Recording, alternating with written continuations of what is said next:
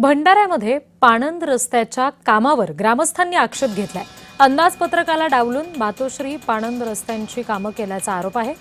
पाणंद रस्ते कंत्राटदाराचं कुराण ठरतायत अशी परिस्थिती आहे।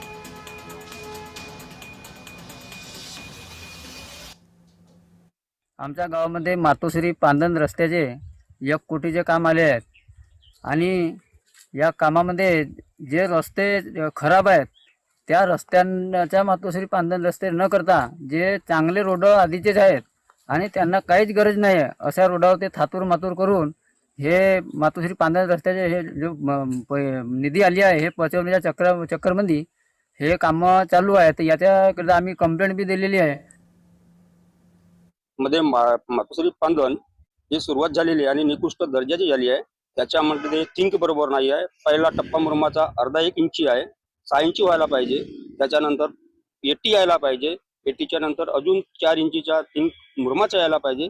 त्यांनी थोडा थोडा घालून कोर्टीच बिचवलेली आहे आणि निकृष्ट दर्जाचा तो काम झालेला आहे।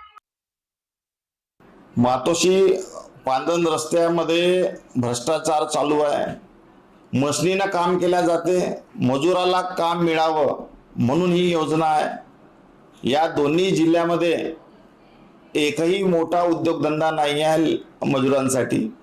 याच्या माध्यमातून त्यांचं घर चालते, परंतु ठेकेदारांना मशिनीने कामं केल्यामुळे त्यांच्या पोटावर लात मारण्याचं काम ते ठेकेदार आणि प्रशासन आणि सरकार करत आहे।